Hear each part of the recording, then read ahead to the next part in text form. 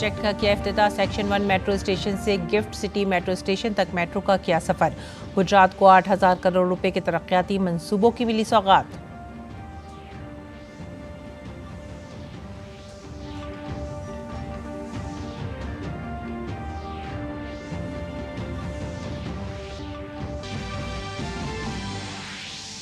वजीर आजम मोदी ने गांधीनगर में चौथे ग्लोबल री इन्वेस्ट 2024 का किया इफ्तिताह। ग्रीन फ्यूचर और नेट रिजर्व के लिए भारत के अज़्म का यादा करते हुए भारत G20 में पहला मुल्क है जिसने हतमी म्याद से 9 साल पहले पेरिस मुआहदे का हदफ किया हासिल।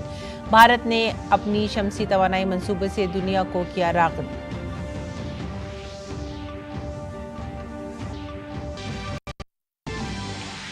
जम्मू कश्मीर असेंबली इंतखाबात के पहले मरहले की मुहिम आज शाम खत्म। अमित शाह ने बीजेपी की मुहिम के आखिरी दिन जलसों से खिताब किया। हरियाणा में कागजात नामजदगी वापस लेने का आज था आखिरी दिन।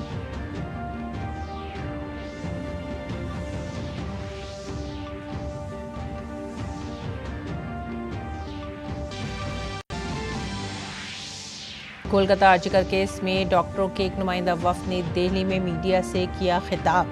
मामले में मुलजिम अफसरान को फौरी तौर पर बर्खास्त करने का किया मुतालिबा। खवातीन के तहफ़्फ़ुज़ के हवाले से मगरबी बंगाल हुकूमत के रवैये पर सवाल उठाए। वज़ीर आला ममता ने जूनियर डॉक्टरों को मुलाकात की दावत दी। कोलकाता में वज़ीर आला की रिहाइशगाह पर मुलाकात के लिए बुलाया।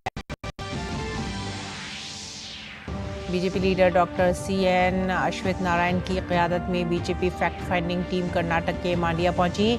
नागामंगला में गणेश के जुलूस पर प्रथाओं की तहक़ीक़ात करेगी। बीजेपी लीडर ने कहा, रियासती हुकूमत अमन और अमान बरकरार रखने में है नाकाम। फ़िरक़े वाराना बुनियाद पर समाज को तक़सीम करने की कर रही है कोशिश।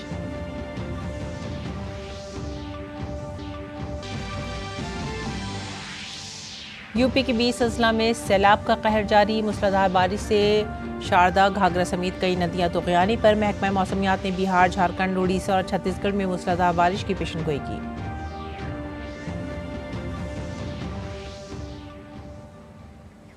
आदाब नाज़रीन, उर्दू खबरों में आप सभी का खैर मकदम है। नजर डालते इस वक्त की खास खबरों पर। वज़ीर आज़म नरेंद्र मोदी ने गांधीनगर में ग्लोबल री इन्वेस्ट 2024 का इफ्तिताह किया। कॉन्फ्रेंस में दुनिया भर से मंदुबीन शिरकत कर रही हैं। ये कॉन्फ्रेंस काबिल तजदीद तवानाई के ज़राए, हाइड्रोजन तवानाई के वसाइल की तरक्की और तवानाई की ज़रूरियात को पूरा करने के लिए सरमायाकारी की हौसला अफजाई के लिए काफ़ी अहम है। दुनिया के 4 ममालिक जर्मनी, ऑस्ट्रेलिया, डेनमार्क और नॉर्वे शराकतदार ममालिक के तौर पर हिस्सा ले रहे हैं। वज़ीर आज़म ने गैर हयातियाती तवानाई के ज़राए के बढ़ते हुए इस्तेमाल पर मबनी एक नुमाइश को भी देखा। मौसमियाती तब्दीली के चैलेंज के पेश नज़र भारत शमसी तवानाई के शोबे से दुनिया को अपनी जानिब राग़िब कर रहा है। वज़ीर आज़म ने कहा कि कुदरती वसाइल का तहफ़्फ़ुज़ भारत की इक़दार में शामिल है। हमारे लिए ग्रीन फ्यूचर, नेट जीरो ये कोई फैंसी वर्ड्स नहीं है। ये भारत की जरूरत है, ये भारत का कमिटमेंट है, भारत के हर राज्य सरकार का कमिटमेंट है। एक डेवलपिंग इकोनॉमी के नाते हमारे पास भी इन कमिटमेंट से बाहर रहने का जायज बहाना था। हम दुनिया को कह सकते थे कि विश्व को तबाह करने में हमारी कोई भूमिका नहीं है, लेकिन हमने ऐसा कर हाथ ऊपर नहीं किए। हम मानव जात के उज्जवल भविष्य की चिंता करने वाले लोग थे और इसलिए हमने दुनिया को राह दिखे उस प्रकार से जिम्मेवारी के साथ अनगिनत कदम उठाए हैं। वज़ीर आज़म ने सूर्य घर मुफ्त बिजली की स्कीम को मुल्क के लिए वक्फ किया है। इस स्कीम के तहत 1 करोड़ घरों की छतों पर सोलर पैनल लगाने का हदफ है। काबिल ज़िक्र है कि इस मंसूबे के तहत 75,000 रुपये की सब्सिडी भी दी जा रही है। वज़ीर आज़म ने कहा है कि अपनी कोशिशों से भारत ने 9 साल कबल पेरिस मुआहदे के अहदाफ को हासिल कर लिया है। Solar power, wind power, nuclear और हाइड्रो पावर के दम पर अपने फ्यूचर को बिल्ड करने का फैसला लिया है। फ्रेंड्स, भारत G20 में पहला ऐसा देश है जिसने पेरिस में तय क्लाइमेट कमिटमेंट्स को डेडलाइन से 9 साल पहले अचीव कर लिया, 9 साल पहले पूरा कर दिया। और G20 देशों के समूह में हम अकेले हैं जिसने करके दिखाया है। जो डेवलप नेशन नहीं कर पाए, वो एक डेवलपिंग नेशन ने दुनिया को करके दिखाया है। वजीर आजम ने भगवान राम के शहर अयोध्या को सोलर सिटी बनाए जाने की बात कही। उन्होंने कहा कि तमाम तैयारियां मुकम्मल कर ली गई हैं और जल्द ही सूर्यवंशी पर श्री राम का शहर सोलर सिटी बन जाएगा। अयोध्या नगरी भगवान राम की जन्मस्थली है और भगवान राम तो सूर्यवंशी थे। और मैं अभी जब प्रदर्शनी देख रहा था तो वहां उत्तर प्रदेश का स्टॉल देखा, क्योंकि मैं काशी का सांसद हूं, उत्तर प्रदेश वाला भी बन गया हूं, तो मैं स्वाभाविक है मैं उत्तर प्रदेश का स्टॉल देखने गया। और मेरी जो इच्छा थी, आज मुझे रिपोर्ट कर रहे थे कि वो मेरी इच्छा उन्होंने पूरी कर दी है। भगवान राम का भव्य मंदिर तो बना है, लेकिन मैं दुनिया को बताना चाहता हूं, अब उस अयोध्या जो सूर्यवंशी भगवान राम की जन्मभूमि है, वो पूरा अयोध्या मॉडल सोलर सिटी बनाने का लक्ष्य लेकर चल रहा है। करीब करीब काम पूरा होने आया है। हमारा प्रयास है कि अयोध्या का हर घर, हर कार्यालय, हर सेवा सौर शक्ति से चले, सोलर एनर्जी से चले। वजीर आजम ने कहा कि उनकी हुकूमत की तीसरी मियाद 140 करोड़ लोगों की ख्वाहिशात को तेजी से पूरा करने और 2047 में तरक्की याफ्ता भारत के अहदाफ को हासिल करने के लिए वक्फ है। यही वजह है कि हुकूमत ने पहले 100 दिनों में कई अहम फैसले किए हैं। बीते 100 दिनों में भारत में 12 नए इंडस्ट्रियल सिटीज बनाने का फैसला किया गया है। बीते 100 दिनों में 8 high speed road corridor projects approve किए गए हैं। बीते 100 दिनों में 15 से ज्यादा नई made in India semi high speed Vande Bharat train launch की गई है। हमने रिसर्च को प्रमोट करने के लिए भी 1 ट्रिलियन रुपीस का रिसर्च फंड बनाया है। हमने इलेक्ट्रिक मोबिलिटी को बढ़ावा देने के लिए भी अनेक इनिशिएटिव्स अनाउंस किए हैं। हमारा लक्ष्य हाई परफॉर्मेंस बायो मैन्युफैक्चरिंग को बढ़ावा देने का है और ये भविष्य इसी से जुड़ा रहने वाला है। इसके लिए बायो E3 पॉलिसी को भी मंजूरी दी गई है। साथियों, बीते 100 डेज में ग्रीन एनर्जी के लिए भी कई बड़े फैसले लिए गए हैं। हमें ऑफशोर विंड एनर्जी प्रोजेक्ट्स के लिए वायबिलिटी गैप फंडिंग स्कीम की शुरुआत की गई है। इस पर हम 7,000 करोड़ रुपीस से ज्यादा खर्च करने जाते हैं।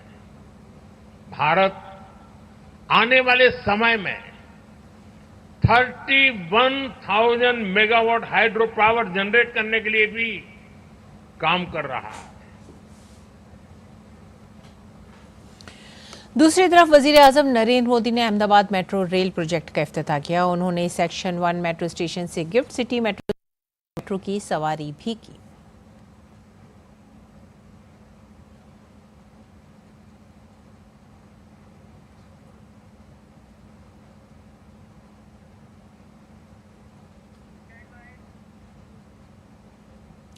नाज़रीन, आज ईद मिलादुन्नबी है। आज का दिन इस्लाम के आखिरी पैगंबर हज़रत मोहम्मद सल्लल्लाहु अलैहि वसल्लम के यौम पैदाइश की याद में मनाया जाता है। वैसे उलमाए दीन के माबैन इस मामले में सख्त इख्तलाफात हैं कि आप सल्लल्लाहु अलैहि वसल्लम की पैदाइश आज के दिन हुई थी, लेकिन इस पर अजमाए उम्मत एक है कि आप सल्लल्लाहु अलैहि वसल्लम की वफ़ात आज ही के दिन हुई थी। बहरकैफ आखिरी नबी हुज़ूर सल्लल्लाहु अलैहि वसल्लम की तालीमात आज भी रूहानी तौर पर मजरूह इस दुनिया के दर्द का दरमा है। आपने पूरी दुनिया को एक कुंबा बताते हुए एक दूसरे के दुख दर्द में शामिल होने की तालीमात दी। हुजूर अक़दस सल्लल्लाहु अलैहि वसल्लम ने एक अल्लाह की इबादत पर जोर देते हुए उसके कुंबे यानी पूरी दुनिया के साथ भलाई करने का दरस दिया। हुजूर अक़दस ने खुसूसी तौर पर ख़वातीन, बेवाओं, यतीमों और समाज के कमज़ोर तबक़ों के साथ नरमी बरतने की भी तालीमात दी। आज मुल्क भर में जश्न ईद मिलादुन्नबी इंतहाई जोश खरोश के साथ मनाया जा रहा है। ईद मिलादुन्नबी का त्यौहार हज़रत मोहम्मद सल्लल्लाहु अलैहि वसल्लम के यौम पैदाइश की याद में मनाया जाता है। सदर जमहूरिया द्रौपदी मुर्मू ने इस मौके पर हमवतनों को मुबारकबाद दी। सदर ममलिकत ने अपने पैगाम में कहा कि पैगम्बर इस्लाम ने हमें मोहब्बत और भाईचारे के जज्बे को मजबूत करने की तरगीब दी। पैगम्बर इस्लाम ने माशरे में मसावात और हम आहंगी की अहमियत पर भी जोर दिया। सदर ममलिकत ने कुरान पाक की मुक़द्दस तालीमात को अपनाने और पुरअमन माशरे की तामीर का अहद करने पर भी जोर दिया।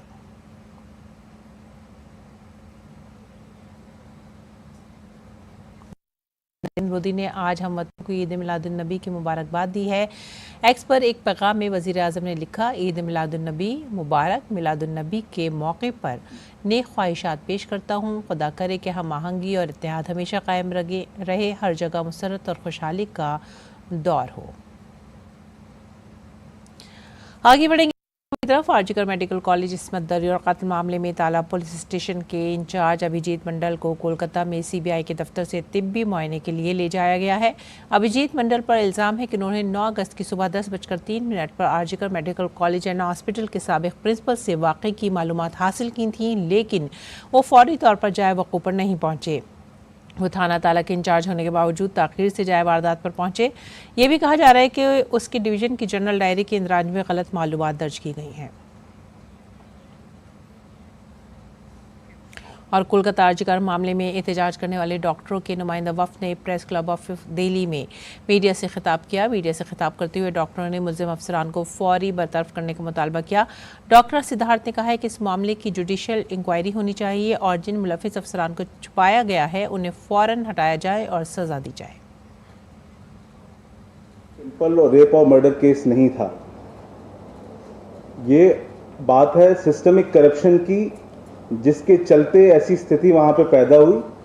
इतने खच्चर हालत में हमारे अस्पताल और उनकी सिक्योरिटी रही। It is not a simple rape and murder case. अगर ये सिंपल केस होता तो इसका इतना कवर अप नहीं किया जाता। It is about the right to earn living for every woman who goes out of her home, कि इज्जत से 2 रोटी कमा के वो घर पे आ सके, भले ही वो डॉक्टर हो, सफाई कर्मचारी हो, जो भी हो। सुप्रीम कोर्ट ने आरजीकर केस में जो हुआ और जो उसके बाद जो 15 अगस्त की रात को जो सुबह को जो अटैक हुआ था उसकी तो कॉग्निजेंस लिया, लेकिन जो कवर अप हुआ है वो अपने आप में एक बहुत बड़ा केस है। उसके ऊपर एक time bound judicial inquiry by sitting जज होनी चाहिए। डॉक्टर राजेश पांडे ने कहा है कि मगरबी बंगाल हुकूमत को उन मुजाहिरीन के खिलाफ कार्रवाई करनी बंद कर देनी चाहिए जिन पर तशद्दुद किया जा रहा है। बंगाल मेडिकल काउंसिल को भंग किया जाए। पिछले 35 दिनों से पश्चिम बंगाल में न सिर्फ डॉक्टर, साधारण नागरिक, हर वर्ग के लोग इस आंदोलन में शामिल हुए हैं। तो हम लोग देख पा रहे हैं कि कुछ लोगों के ऊपर सरकारी मशीनरी का यूज करके उनको प्रताड़ित किया जा रहा है। हमारे पास में बैठे हुए डॉक्टर सुवर्ण गोस्वामी, उनको पुलिस की तरफ से एक बार बुलाया गया था, उन्होंने कुछ बोला था। ऐसे बहुत सारे लोग हैं, किसी ने व्हाट्सएप में कुछ लिख दिया, किसी ने फेसबुक में कुछ डाल दिया, किसी ने यूट्यूब में कुछ बात डाल दिया। उन सभी लोगों को स्टेट मशीनरी यूज करके बुलाया जा रहा है, प्रताड़ित किया जा रहा है। हम लोग चाहते हैं कि सरकार की तरफ से जो लोग पीसफुल मूवमेंट कर रहे हैं उनके ऊपर ये सब कार्रवाई बंद हो।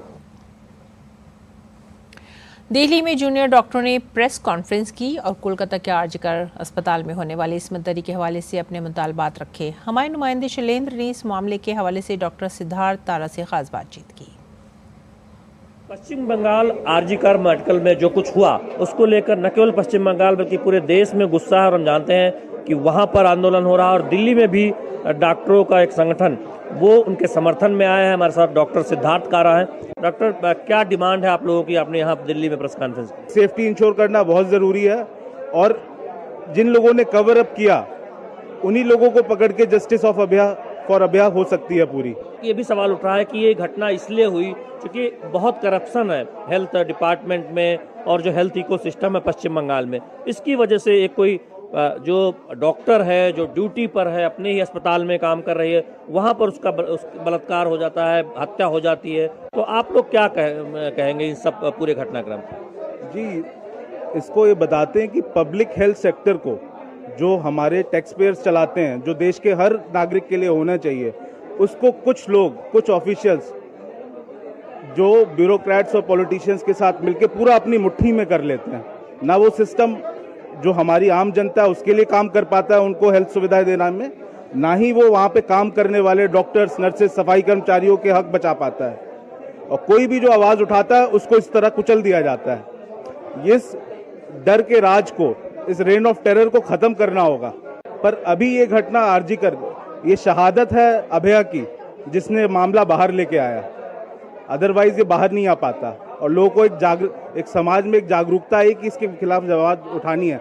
पश्चिम बंगाल के मुख्यमंत्री की भूमिका किस तरह से देख रहे हैं? जी, उनकी भूमिका वहाँ की जनता तय करेगी। हम न्याय की बात मांग रहे हैं। अभया के गुनहगारों को, उसके कातिलों को, उसके बलात्कारियों को सजा मिले और उनको बचाने वालों को भी सजा मिले, तब जब अभया को पूरा न्याय मिलेगा। जस्टिस फॉर अभया, यानी जो घटना हुई उसके दोषियों को सजा मिलना चाहिए, न्याय मिलना चाहिए अभया को, और जिन लोगों ने बचाया, इस पूरे घटनाक्रम में कवर अप किया, एक तरह से लीपापोती की, उनको भी सजा होनी चाहिए, उन पर भी कार्रवाई होनी चाहिए। कैमरामैन नवीन के साथ Shailendra Mishra, DD News, Delhi. RG Kar medical college व अस्पताल में एक रेजिडेंट डॉक्टर के बेईमाना कत्ल में मुलविस मुजरिमों के खिलाफ मगरबी बंगाल हुकूमत की कार्रवाई में नाकामी के खिलाफ आज चंडीगढ़ में डॉक्टरों ने एहतजाज किया। डॉक्टरों ने इंसानी जंजीर बनाकर काम की जगह पर सियाह बैज लगाए और अपना एहतजाज दर्ज कराया। इसके अलावा एहतजाजन डॉक्टरों ने आज सुबह 1 घंटे तक ओपीडी में काम भी नहीं किया।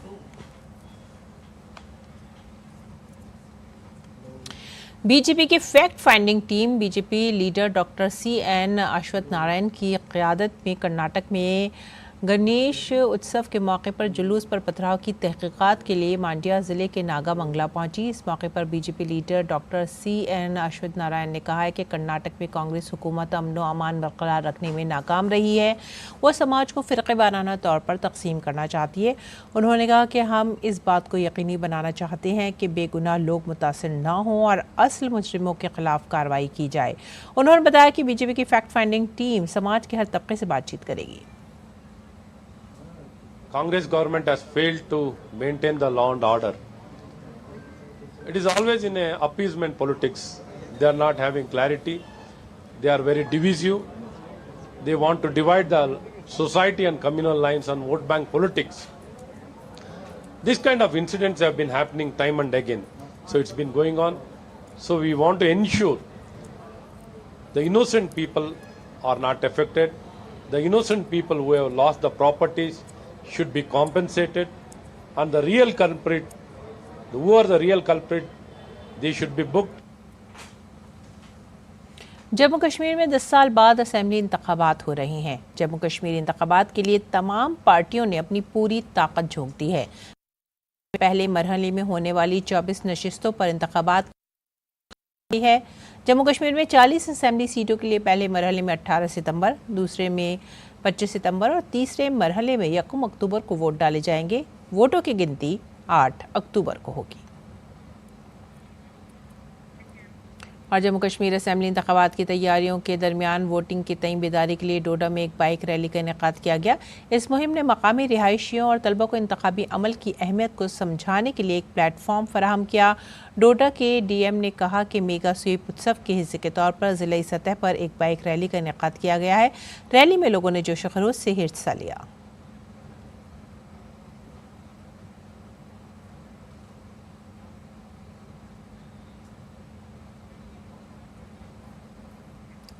तिल से सजी रिवायती रोटी जो बाहर से खस्ता और अंदर से नरम होती है, कश्मीरी कुंबों के दिलों में ख़ास मकाम रखती है। इसे शीरमाल कहा जाता है। पुलवामा ज़िले के राजपुरा में कुछ लोगों ने शीरमाल बनाने की पुरानी रिवायत को अभी भी जिंदा रखा हुआ है। हमारी टीम शीरमाल की एक दुकान पर पहुंची और उनसे पूछा कि इलेक्शन का मौसम कैसा है। शीरमाल और यहाँ पर केवल एक नहीं, ऐसी बहुत सारी दुकानें हैं जिन पर लोग पूरा पूरा दिन ये बनाते हैं। एक बड़ी मेहनत जो है वो इन लोगों की यहाँ पर लगती है। यही काम क्यों करने का सोचा आपने? मैंने यही काम करने का इसलिए सोचा कि मुझे बहुत अच्छा लगा यहाँ पर काम करते हुए। अच्छा, काम जैसे आपने अपने मन से चुना, इसी तरह से अब सरकार बनने वाली है आपके यहाँ, तो उसको भी अपने मन से चुनेंगे। कितनी खुशी है उसके लिए? हाँ, उसको भी अपने मन से ही चुनेंगे। क्या चाहते हैं, क्या होना चाहिए, सरकार क्या करे आपके लिए? सरकार तो मतलब जो उनके रूल्स है मतलब वो होने चाहिए यहाँ पर। और कश्मीर में मतलब बहुत ये मतलब जो है ना मतलब बहुत अच्छा बनना चाहिए हमारा कश्मीर। अमन होना चाहिए, सुकून होना चाहिए, बस हम इतना ही चाहते हैं। युवा हैं, कह रहे हैं कि अमन होना चाहिए, सुकून होना चाहिए और कश्मीर आगे बढ़ना चाहिए। कुछ और लोग जो यहाँ पर आए हैं उनसे भी हम बात कर लेते हैं। क्या होना चाहिए? अमन होना चाहिए। अमन होना हाँ, चाहिए। अमन होना चाहिए। हम भी खुशी से अपनी जिंदगी गुजार सके, सुकून से गुजार सके जिंदगी। चुनावी माहौल कैसा लग रहा है आपको? बहुत अच्छा लग रहा है। जो हमें अच्छा लगेगा उसी को वोट डालेंगे। मुश्किल ने भी अच्छा काम किया है, बहुत अच्छा काम किया है। किसने? बीजेपी ने, उन्होंने भी अच्छा काम किया है। यहाँ मुलाजिम को पूरा ड्यूटी देना पड़ा, आवाम का काम किया है उन्होंने, सड़कों का काम किया है, बहुत अच्छा काम किया है। तो आपको लग रहा है कि बीजेपी इस बार यहाँ एनसी और पीडीपी को कुछ टक्कर दे सकती है? हाँ, थोड़े बहुत दे सकते हैं। टक्कर दे सकती है। हाँ, दे सकती है। आप क्या करते हैं? जी, मैं फार्मर हूँ। अच्छा, किसान हैं आप? जी जी। तो आप बताइए, किसानों के क्या मुद्दे हैं, क्या चाहते हैं यहाँ? हम चाहते हैं कि जो गवर्नमेंट जो पावर में आए, जो भी आए, तो मसला ये है कि हमें यहाँ इंटरनेशनल जो है मार्केटिंग होनी चाहिए। आप लोग क्या चाहते हैं, कैसी सरकार आनी चाहिए, आपके मुद्दे क्या हैं? यहाँ तो दिन ब दिन डेवलप होता है कश्मीर, उससे हम बहुत फायदा है। अगर यहाँ की कश्मीर आ जाए, सरकार आ जाएगी, उसमें हम कश्मीरी को बहुत फायदा है। यहाँ बेरोजगारी बहुत ज्यादा है, ये निकल जाएगा बेरोजगारी उससे, अगर यहाँ की सरकार आ जाएगी। पहले के मुकाबले आपका चुनावी माहौल कैसा है? पहले कैसा होता था चुनाव का टाइम, अब कैसा है? पहले डरते हैं लोग वोट डालने का, आज तो कोई डर नहीं है। इसे बिना डर के निकलते हैं घर में वोट डालने के लिए। ये जो पॉलिटिशियंस हैं, ये जो बातें करते हैं, वो कहते हैं उन्होंने खराब किया, वो कहते हैं उन्होंने खराब किया। आप जो अपना डिसीजन लेते हैं वोट का, वो इन स्टेटमेंट्स के आधार पे लेते हैं या आप खुद देखते हैं कि नहीं उस सरकार ने ये किया या उस व्यक्ति ने ये किया, वो पार्टी ऐसा है? आप अपना डिसीजन अपने आप से लेते हैं? ये उनके काम है, हमें तो वोट डालना है। वो जिनकी जो जैसे हालात है वो ऐसे चलते हैं। आप अपनी सोच से डालते हैं? जी सर, हमें अपनी सोच से डालते ये अच्छा है वोट डालना? बहुत अच्छा है जी सर। यहाँ पे युवाओं के लिए, आप जैसे जो काम करते हैं उनके लिए, उनकी सबों के लिए अच्छे हैं, ये बहुत खुशी की बात है सर। ये होना चाहिए। होना चाहिए जी सर। तो लोग निकल कर आएंगे? निकल कर आए, घर से वोट डाल देंगे, अपने अपने हक में वोट डाल देंगे। मुल्क भर की कई रियासतों में बारिश जारी है। मगरबी बंगाल पर गहरे दबाव की वजह से महकमा मौसमियात ने झारखंड, मगरबी बंगाल, झारखंड, उड़ीसा और छत्तीसगढ़ में मूसलाधार बारिश की पेशेनगोई की है। इसके अलावा शदीद बारिश के लिए रेड अलर्ट भी जारी कर दिया गया है। छत्तीसगढ़ और बिहार में शदीद बारिश का ऑरेंज अलर्ट भी जारी है। अगले 7 दिनों में गुजरात, मध्य प्रदेश, महाराष्ट्र, कोंकण और गोवा में कुछ मकामात पर मूसलाधार बारिश का इम्कान है। मगरबी मध्य प्रदेश के कुछ इलाकों में 17 और 18 सितंबर को भारी बारिश का इम्कान है। नागालैंड, मणिपुर, मिजोरम, त्रिपुरा, असम और मेघालय में 18 और 19 सितंबर को भारी बारिश की वार्निंग जारी की गई है। महकमा मौसमियात ने भी उत्तर प्रदेश में शदीद बारिश का अलर्ट जारी कर दिया है। यूपी में मूसलाधार बारिश की वजह से कई नदियों की आबी सतह बढ़ गई है। उत्तर प्रदेश में शदीद बारिश की वजह से तकरीबन 20 अजला सैलाब की जद में है। पहाड़ और मैदानी इलाकों में बारिश की वजह से दरियाओं में तुग़यानी है। गंगा, जमुना, शारदा, घाघरा समेत कई दरियाओं में तुग़यानी है। रिलीफ कमिश्नर ने दफ्तर के मुताबिक लखीमपुर खेरी, फर्रुखाबाद, गोंडा, जालौन, सीतापुर, बहराइच, बाराबंकी, रामपुर, बदायूं, वाराणसी, प्रयागराज, बलिया, बस्ती, आगरा, गौतम बुद्ध नगर, बांदा, हमीरपुर, अयोध्या और देवरिया में सैलाब का असर नजर आ रहा है। मुतासिरा इलाकों में इमदादी टीमें तैनात कर दी गई हैं। मेरठ में बारिश की वजह से एक इमारत गिरने से 10 लोगों की जान चली गई। गोंडा में नदी में डूबने से खातून की मौत हो गई। इंतजामिया ने सैलाब ज़दगान के लिए पनाहगाहें तामीर कर दी हैं। उनके लिए खुराक और तिब्बी इंतजामात भी किए जा रहे हैं। कई मकामात पर लोगों को कश्तियों के जरिए ऊंचे मकामात पर लाया जा रहा है। कई शहर भी सैलाब की जद में है, जिसके बाइस निज़ामी ज़िंदगी दरम बरम होकर रह गया है। और इसी बीच उत्तर प्रदेश के बहराइच में भेड़ियों ने एक बार फिर से हमला कर दिया है। इस हमले में 13 साला अरमान अली जख्मी हुआ है। अरमान अली की गर्दन और चेहरे पर जख्मों के निशानात हैं। जख्मी बच्चे को अस्पताल में दाखिल कराया गया है। पूरा मामला महसी इलाके के पेरी मोहन गांव का है। जख्मियों के अहले खाना भी इस हमले से काफ़ी खौफ और हिरास में मुब्तला है। उन्होंने कहा कि आदमखोर भेड़ी की वजह से ज़िंदगी मुश्किल हो गई है। इस तरह के बहराइच में 5वें भेड़िए के पकड़े जाने के बाद अकेला रह गया भेड़िया खवातीन और बच्चों पर मुसलसल हमले कर रहा है, जिसकी वजह से गाँव वाले खौफ के साए में ज़िंदगी गुजारने पर मजबूर हैं। इसी के साथ ही आप हमारी पूरी टीम को दीजिए इजाज़त। आदाब।